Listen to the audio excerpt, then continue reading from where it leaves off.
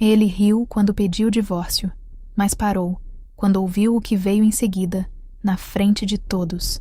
Meu nome é Rafaela, tenho 36 anos. Nasci e cresci aqui em Campinas, no interior de São Paulo, entre o cheiro de café torrado das manhãs e o barulho constante dos carros na Anhanguera. Durante 10 anos da minha vida, fui casada com Murilo, um advogado que conheci numa festa de formatura quando eu ainda acreditava que príncipes encantados existiam e usavam terno. No começo, ele era tudo o que eu pensava querer: charmoso, bem-sucedido, daqueles que sabem exatamente o que dizer em qualquer situação. Murilo tinha aquele sorriso que fazia as pessoas se virarem na rua e uma confiança que eu, na minha insegurança de sempre, admirava e invejava ao mesmo tempo. Ele me conquistou com jantares românticos no Cambuí, flores que chegavam no meu trabalho sem aviso e promessas de que juntos construiríamos algo especial. Mas promessas, descobri com o tempo, podem ser apenas palavras bonitas vestidas de futuro. O que começou como charme foi se transformando, aos poucos, em algo que eu demorei para reconhecer. As piadas que ele fazia sobre mim eram brincadeiras. Segundo ele, a forma como revirava os olhos quando eu falava sobre meu trabalho como arte educadora era só um hábito. E quando ele me corrigia na frente dos outros, sempre com aquele sorriso que todos achavam cativante, era porque queria me ajudar a melhorar. Rafaela tem dessas ideias românticas sobre arte, ele dizia para os amigos, enquanto eu servia o jantar na nossa casa. Ainda bem que tenho senso de humor para aguentar, né? E eles riam, sempre riam, menos eu. Foram 10 anos assistindo minha autoestima minguar como açúcar na chuva. 10 anos ouvindo que eu era dramática demais, sensível demais, complicada demais. 10 anos acreditando que talvez ele estivesse certo, que talvez eu fosse mesmo difícil de amar. Porque se uma pessoa que dizia me amar falava isso, quem era eu para discordar? A gota de água veio numa terça-feira comum, dessas que não tem nada de especial. Eu estava na cozinha preparando um jantar que ele nem elogiaria, ouvindo ele contar para um colega ao telefone sobre como mulher é complicada mesmo, tem que ter paciência. Quando ele desligou, eu respirei fundo e fiz algo que vinha ensaiando há meses na frente do espelho. Murilo, precisamos conversar. Ele nem levantou os olhos do celular. Se é sobre aquele curso de pintura de novo? Rafa, já falei que é perda de tempo. Você já tem um emprego. Não é sobre o curso. É sobre nós. Agora ele olhou, mas com aquela expressão de quem está sendo interrompido de algo importante. O que tem nós? As palavras saíram da minha boca como se tivessem vida própria, carregadas de uma coragem que eu não sabia que ainda existia dentro de mim. Eu quero o divórcio. O silêncio que se seguiu foi diferente de todos os outros que já havíamos compartilhado. Não era o silêncio confortável dos primeiros anos, nem o silêncio tenso das discussões recentes. Era um silêncio novo, carregado de uma verdade que eu finalmente havia dito em voz alta. Então ele fez algo que eu nunca poderia ter previsto. Ele riu. Não foi uma risada nervosa ou de surpresa. Foi uma gargalhada alta, debochada, do tipo que ele usava quando contava uma piada particularmente engraçada para os amigos. O som ecoou pela cozinha e ricocheteou no meu peito como um tiro. Você, ele disse, limpando uma lágrima imaginária do canto do olho. Você quer o divórcio? Ah, Rafa, essa foi boa. Você não vive sem mim, querida. Você sabe disso. Eu sei disso. Todo mundo sabe disso. Ele se levantou da mesa e veio até onde eu estava, me olhando com aquela expressão superior que eu havia aprendido a detestar. Olha, se você quer chamar atenção, conseguiu, mas já chega de drama, tá? Você não vai a lugar nenhum. E então, com a mesma naturalidade de quem comenta o tempo, ele acrescentou: mas se você realmente quer bancar a corajosa, vai lá, me pede o divórcio na frente de todo mundo. Quero ver se você tem coragem mesmo. Naquele momento, algo dentro de mim se partiu. Não foi meu coração. Esse já estava rachado há muito tempo. Foi algo mais profundo, mais fundamental. Foi a última peça de respeito que eu ainda tinha por aquele homem que um dia amei. Ele riu da minha dor, riu da minha coragem, riu de mim. Mas naquela noite, deitada na cama ao lado de alguém que havia se tornado um estranho, eu tive uma revelação. Pela primeira vez em anos, eu sabia exatamente o que ia fazer. E pela primeira vez em muito tempo, a ideia de fazer isso não me assustava, me empolgava. Murilo havia me desafiado a ter coragem na frente de todos, e eu descobriria que tinha mais coragem do que qualquer um de nós imaginava, inclusive eu mesma. A primeira pessoa que eu procurei não foi um advogado. Foi minha irmã Tatá. Tatá sempre foi tudo que eu não conseguia ser. Destemida, irreverente, daquelas que falam o que pensam sem medir as consequências. 3 anos mais nova que eu, mas infinitamente mais corajosa. Quando toquei a campainha do apartamento dela no Cambuí, às 7 da manhã de uma quarta-feira, ela abriu a porta de roupão e cabelo despenteado, me olhou dos pés à cabeça e disse, finalmente, como se estivesse esperando essa visita há anos. E talvez estivesse mesmo. Tatá, eu... comecei, mas as palavras se perderam no meio do caminho. Entra logo, Rafa. Vou fazer café e você vai me contar tudo. E quando digo tudo, é tudo mesmo. O apartamento da minha irmã era o oposto da minha casa. Colorido, bagunçado, cheio de plantas que milagrosamente sobreviviam ao seu esquecimento crônico. As paredes eram cobertas de fotos de viagens, quadros que ela mesma pintava nos fins de semana, e uma coleção impressionante de ímãs de geladeira de lugares que ela visitara sozinha. Sozinha. A palavra ecoava na minha cabeça com um significado completamente novo. Ele riu. Foi a primeira coisa que saiu da minha boca quando me sentei no sofá dela, segurando a xícara de café como se fosse uma âncora. Claro que riu, Tatá respondeu, se acomodando na poltrona em frente. Homem como o Murilo não consegue processar que alguém não queira ficar na presença da majestade real dele. Mas Tatá, e se ele estiver certo? E se eu realmente não conseguir viver sozinha? Faz 10 anos que minha vida gira em torno dele, dos horários dele, das vontades dele. Rafa, ela me interrompeu, pousando a xícara na mesinha de centro. Você lembra da última vez que você ficou genuinamente feliz? A pergunta me pegou desprevenida. Fiquei ali, remexendo na memória, procurando por um momento recente de felicidade verdadeira. E não encontrei. Eu lembro, Tatá continuou. Foi há 2 anos, quando você deu aquela aula sobre Van Gogh para os alunos da escola estadual. Você chegou aqui radiante, falando sobre como os meninos se empolgaram com as cores, como uma menina disse que queria ser pintora igual a você. Seus olhos brilhavam. Rafa, era você de verdade. Eu me lembrava. Lembrava da sensação de propósito, da conexão genuína com aquelas crianças que descobriam a arte pela primeira vez. Lembrava de como me senti viva, útil, capaz. E o que o Murilo disse quando você contou para ele? Engoli em seco. Ele havia dito que trabalho social não paga as contas e que eu estava perdendo tempo com ilusões. Então me responde.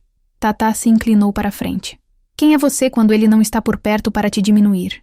Passei os 3 dias seguintes na casa da minha irmã, no quarto de hóspedes que ela carinhosamente chamava de refúgio das almas perdidas. Durante esse tempo, fiz 2 coisas que não fazia há anos. Chorei tudo o que precisava chorar e, mais importante, comecei a lembrar de quem eu era antes de me tornar a esposa do Murilo. Tatá me ajudou a encontrar uma psicóloga, o Drá, Carmen, uma senhora de cabelos grisalhos e olhar acolhedor, que atendia num consultório pequeno, mas aconchegante perto da Lagoa do Taquaral. Na primeira sessão, ela me fez uma pergunta simples que mexeu com tudo. Rafaela, quando foi a última vez que você tomou uma decisão pensando apenas em você? Saí dali com mais perguntas do que respostas, mas pela primeira vez em anos, isso não me assustou. Durante a 2ª semana longe de casa, retomei contato com pessoas que havia perdido pelo caminho. Liga para Helena, minha amiga da faculdade, que havia se tornado curadora de um museu em São Paulo. Liga para professor Antônio, meu antigo orientador, que me recebeu com um sorriso enorme e a notícia de que estava organizando um encontro de ex-alunos. Você deveria vir, Rafaela, ele disse. Vai ser no auditório da escola, e estamos convidando alguns ex-alunos para falar sobre suas trajetórias. Que tal dividir sua experiência como arte educadora? Meu primeiro impulso foi recusar, mas então lembrei das palavras da Tatá. Quem é você quando ele não está por perto? Eu aceito, disse, surpreendendo a mim mesma. Foi nessa época que Murilo começou a ligar. Primeiro, mensagens casuais perguntando quando eu voltaria para casa. Depois, ligações mais insistentes, com aquele tom condescendente que eu conhecia tão bem. Rafa, já deu de birra, né? Você sabe que precisa voltar. Que história é essa de ficar na casa da sua irmã como uma adolescente? Mas algo havia mudado em mim. A cada sessão de terapia, a cada conversa com a Tatá, a cada pequena decisão que tomava sozinha, desde escolher o que comer no café da manhã até decidir participar do encontro de ex-alunos, eu sentia uma pequena fagulha se acendendo dentro do meu peito. Era a fagulha da minha própria voz, e ela estava ficando mais forte a cada dia. Na véspera do encontro de ex-alunos, recebi uma mensagem de Murilo que me fez sorrir pela primeira vez em semanas. Soube que você vai falar no colégio amanhã. Que patético, Rafa. Mas vai lá, faz seu teatrinho. Todo mundo vai ver quem você realmente é sem mim. Ele não sabia, mas acabara de me dar o maior presente que poderia dar. A oportunidade de provar, para ele, para todos, mas principalmente para mim, exatamente quem eu era. E eu mal podia esperar para descobrir. O dia do encontro de ex-alunos amanheceu cinzento, com aquelas nuvens pesadas que prometiam chuva, mas nunca se decidiam a cair. Eu estava no quarto da Tatá, sentada na frente do espelho, segurando um batom vermelho que ela havia me dado de presente. Usa, ela disse, aparecendo atrás de mim no reflexo. Vermelho é cor de quem não pede desculpas por existir. Minha mão tremeu levemente. Havia anos que eu não usava vermelho. Murilo sempre dizia que era chamativo demais, que não combinava comigo. Aos poucos, meu guarda-roupa havia se tornado uma coleção de tons neutros, cores que não incomodavam, que não chamavam atenção. E se eu não conseguir, Tatá? E se na hora H eu travar? Ela se sentou na cama atrás de mim, me olhando através do espelho com aquela expressão determinada que eu conhecia desde criança. Rafa, você quer saber uma coisa? Durante todos esses anos, eu assisti você ir murchando, como uma flor que alguém esquece de regar. E sabe o que mais me doía? Era ver que você nem percebia que estava secando. Ela pegou minha mão livre e apertou com carinho. Mas ontem, quando você estava me contando sobre a sessão com a doutora Carmen, sobre como se sentiu falando dos seus projetos com as crianças, eu vi um brilho no seu olhar que não via há anos. Você pode não acreditar em você ainda, mas eu acredito. E às vezes é isso que basta para começar. Passei o batom devagar, como se estivesse pintando coragem nos lábios. No espelho, uma mulher que eu não via há muito tempo me olhava de volta. Cheguei à escola 2 horas antes do evento. O auditório estava vazio, com as cadeiras ainda empilhadas e o palco nu esperando os técnicos de som. Sentei-me na primeira fileira e deixei as memórias voltarem. Foi ali que descobri minha paixão pela arte. Professor Antônio, ainda jovem na época, havia pendurado reproduções de quadros famosos pelas paredes e nos ensinava que arte não era só decoração. Era linguagem, era resistência, era a forma mais pura de dizer quem somos. Chegou cedo. Uma voz familiar me tirou dos devaneios. Era Helena, minha antiga colega de turma, agora curadora do museu. Ela se aproximou com um sorriso caloroso e me abraçou forte. Nossa, Rafa, você está diferente. Tem algo nos seus olhos. Diferente como? Mas você, se é que faz sentido. Conversamos enquanto o auditório se enchia. Helena me contou sobre sua carreira, sobre as exposições que organizava, sobre como havia encontrado seu propósito. Ao ouvi-la, percebi algo que me surpreendeu. Eu não sentia inveja. Pela primeira vez em anos, conseguia ouvir sobre o sucesso de alguém sem me comparar, sem me diminuir. Às 7 da noite, o auditório estava lotado. Rostos familiares misturados com desconhecidos, professores que haviam envelhecido, colegas que haviam mudado. E lá no fundo, quase escondido na última fileira, eu vi Murilo. Ele estava de terno escuro, com aquela postura confiante de sempre, os braços cruzados e uma expressão de quem estava ali para se divertir. Nossos olhos se encontraram por um segundo, e ele fez aquele sorriso debochado que eu conhecia tão bem, balançando a cabeça como quem diz, vamos ver no que vai dar. Meu coração disparou. Por um momento, todos os medos voltaram de uma vez. E se eu fizesse papel de ridícula? E se ele estivesse certo sobre mim? E se... Rafaela... Professor Antônio tocou meu ombro gentilmente. Está tudo bem? Você é a próxima. Respirei fundo e olhei para a plateia. Algumas caras sorridentes, outras curiosas, outras indiferentes. E lá no fundo, Murilo esperando que eu tropeçasse. Mas então meu olhar encontrou o da Tatá, que havia chegado e se sentado na terceira fileira. Ela fez um pequeno gesto com a mão, apontando para os próprios lábios e sorrindo. Vermelho, ela articulou sem som. Toquei meu batom instintivamente e senti uma onda de coragem me invadir. Estou pronta, disse para o professor Antônio. Enquanto caminhava em direção ao palco, uma lembrança me veio à mente. Era da última sessão com Carmen, quando ela havia me perguntado: Rafaela, se você pudesse dizer uma única verdade para o mundo, qual seria? Na época, eu não soube responder. Mas agora, subindo os degraus do palco e sentindo o peso do microfone na minha mão, eu sabia exatamente qual era. As luzes se acenderam e a plateia ficou em silêncio. Eu podia sentir os olhos de Murilo cravados em mim, esperando que eu falhasse. Mas pela primeira vez em 10 anos, sua opinião sobre mim era a que menos importava naquela sala. Boa noite. Minha voz saiu mais firme do que eu esperava. Meu nome é Rafaela, e eu gostaria de contar para vocês sobre o dia em que pedi o divórcio, e como isso mudou minha vida para sempre. Um murmúrio percorreu a plateia. No fundo, vi Murilo se endireitar na cadeira, a expressão debochada dando lugar a algo que parecia surpresa. Ele havia me desafiado a ter coragem na frente de todos, e era exatamente isso que eu estava fazendo. O silêncio no auditório era quase palpável. Eu segurava o microfone com as 2 mãos, sentindo o peso de cada olhar na plateia. Lá no fundo, Murilo havia se inclinado para a frente, como se não acreditasse no que estava ouvindo. Há 3 semanas, comecei, minha voz ecoando pelos alto-falantes. Eu fiz algo que vinha adiando há anos. Olhei nos olhos do homem com quem vivi por 10 anos e disse que queria o divórcio. Um murmúrio baixo percorreu a plateia. Algumas pessoas se mexeram desconfortavelmente nas cadeiras. Falar sobre vida pessoal não era exatamente o que esperavam de uma apresentação sobre trajetória profissional. E sabem qual foi a reação dele? Continuei, sentindo uma estranha leveza tomar conta do meu peito. Ele riu. Agora o silêncio era completo. Até as pessoas que sussurravam se calaram. Ele riu porque achava impossível que eu conseguisse viver sem ele. E durante muito tempo, eu também achei. Porque quando você passa anos ouvindo que é incapaz, que é fraca, que é complicada demais, você começa a acreditar. Meus olhos encontraram os da Helena, que me olhava com uma mistura de surpresa e admiração.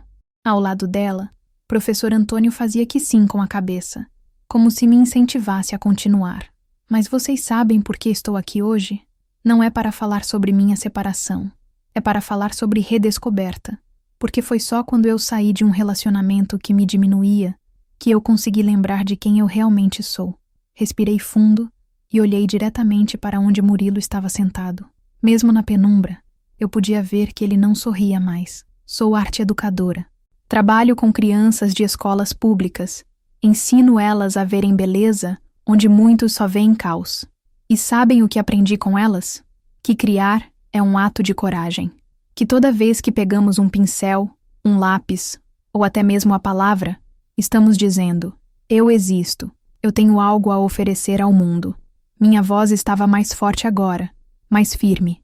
As palavras saíam naturalmente, como se eu estivesse conversando com uma turma de alunos.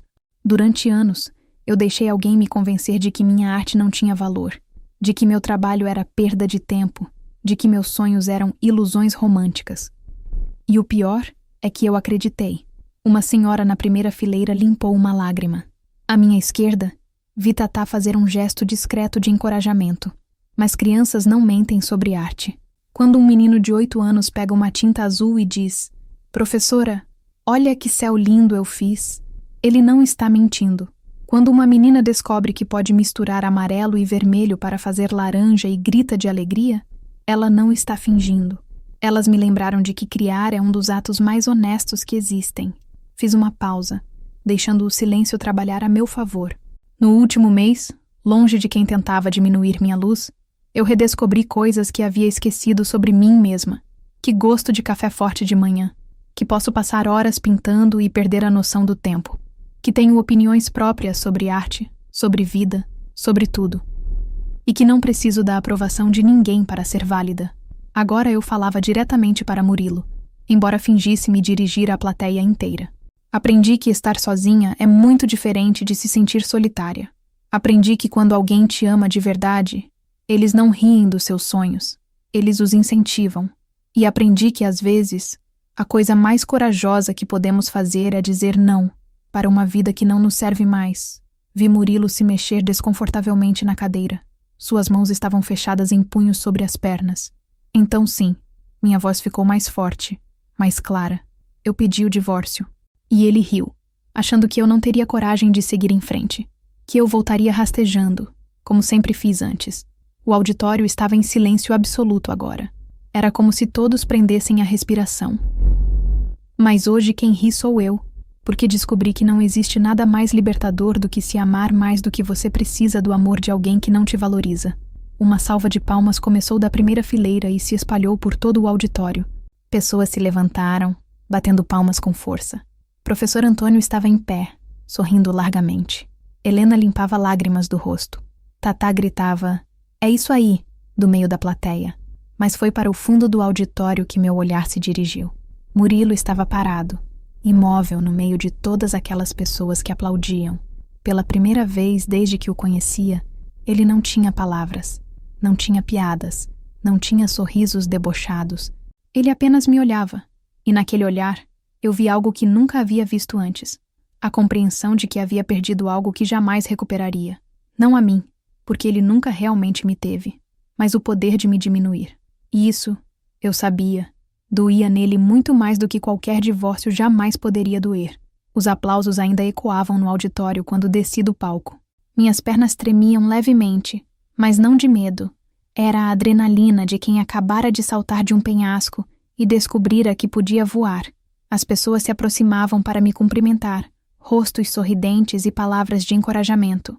Uma senhora de cabelos grisalhos segurou minha mão e sussurrou, "Obrigada por ter a coragem de dizer o que muitas de nós precisávamos ouvir."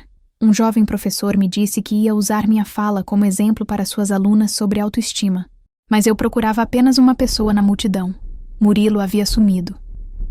Ele saiu correndo quando começaram os aplausos. Tatá apareceu ao meu lado, me abraçando forte. Parecia um menino que acabou de ser pego fazendo algo errado. Helena se juntou a nós, os olhos ainda brilhando de emoção. "Rafa, isso foi incrível. Você falou direto ao coração de todo mundo. E que coragem! Eu jamais teria conseguido expor minha vida pessoal assim." "É que não era sobre expor", respondi, sentindo uma clareza que me surpreendia. Era sobre libertar. Professor Antônio se aproximou com um sorriso orgulhoso. "Rafaela, em 40 anos de magistério, poucas vezes vi alguém falar com tanta verdade. Você transformou o que poderia ser apenas um relato pessoal em uma aula sobre coragem." Ele fez uma pausa, me olhando com aquela expressão paternal que eu lembrava da adolescência. "Tenho uma proposta para você. Que tal darmos uma oficina juntos? Arte como ferramenta de autoconhecimento. Tenho certeza de que muitas pessoas se beneficiariam de ouvir sua perspectiva." 3 meses depois, eu estava de pé em frente a uma turma de 20 mulheres no centro comunitário do Jardim Campos Elíseos. Elas tinham idades diferentes, histórias diferentes, mas todas carregavam no olhar algo que eu reconhecia: o cansaço de quem passou tempo demais se diminuindo. "Hoje vamos pintar nossa força", anunciei, distribuindo pincéis e tintas. "Não importa se vocês nunca pegaram num pincel antes. A arte não julga, ela apenas revela." Durante os meses que se seguiram ao encontro de ex-alunos, minha vida ganhou uma forma completamente nova. O divórcio foi finalizado sem grandes dramas. Murilo sequer contestou. Aparentemente, depois daquela noite, ele havia perdido o interesse em manter uma batalha que já não podia vencer. Mudei-me para um apartamento pequeno, mas luminoso, no centro de Campinas. Pintei as paredes de cores que eu gostava. Amarelo na cozinha, azul no quarto, verde na sala. Eram cores que conversavam comigo, que me faziam sorrir quando chegava em casa. As oficinas de arte-terapia se tornaram minha nova paixão. Através da parceria com o professor Antônio, começamos a atender não só mulheres, mas também adolescentes em situação de vulnerabilidade. Ver alguém descobrir sua própria voz através de uma pincelada se tornou meu vício mais saudável. "Professora Rafaela", disse Marina, uma das minhas alunas regulares, uma jovem de 17 anos que havia chegado na primeira oficina calada e assustada. "Posso te mostrar o que pintei?" Ela me estendeu uma tela pequena onde havia pintado uma mulher com asas, voando sobre uma cidade. A técnica ainda era rudimentar, mas a emoção que saltava da tela era pura e poderosa. É você? Perguntei. É quem eu quero ser. Ela respondeu, sorrindo pela primeira vez desde que a conheci. Naquela noite, caminhando pelas ruas do centro depois da oficina, eu parei em frente à vitrine de uma loja de roupas. Meu reflexo me olhava de volta. Cabelos soltos, batom vermelho, vestido florido que eu havia comprado porque gostei, não porque alguém aprovaria. Eu sorri para minha própria imagem. 6 meses depois daquele dia no auditório, recebi uma mensagem inesperada. Era de Murilo. Rafa, estive pensando muito sobre aquela noite. Você estava certa sobre muitas coisas. Espero que esteja feliz. Eu li a mensagem 2 vezes e depois a deletei. Não por raiva, mas porque ela já não fazia parte da minha história. Hoje, quando as pessoas me perguntam se me arrependo de alguma coisa, eu sempre respondo a mesma coisa. Me arrependo de ter demorado tanto para descobrir que a opinião mais importante sobre mim é a minha própria. Aprendi que liberdade não é a ausência de relacionamentos, mas a presença de escolhas. Que amor próprio não é egoísmo, é pré-requisito para amar alguém de verdade. E que, às vezes, a coisa mais revolucionária que uma mulher pode fazer é simplesmente gostar de si mesma. Murilo riu quando pedi o divórcio, achando que me conhecia melhor do que eu mesma. Mas descobri que a pessoa que eu menos conhecia era exatamente eu, e conhecer-me foi o melhor presente que já me dei. Hoje, quando olho no espelho todas as manhãs, uso meu batom vermelho e sorrio para a mulher que me olha de volta. Uma mulher que escolheu se amar mais do que precisar ser amada. E essa escolha mudou tudo. Fim. Obrigada por assistir até o final. Você gostou da história? Deixe um comentário. Quero saber o que você achou. Não se esqueça de deixar seu like e se inscrever agora para receber mais relatos emocionantes que você não vai querer perder.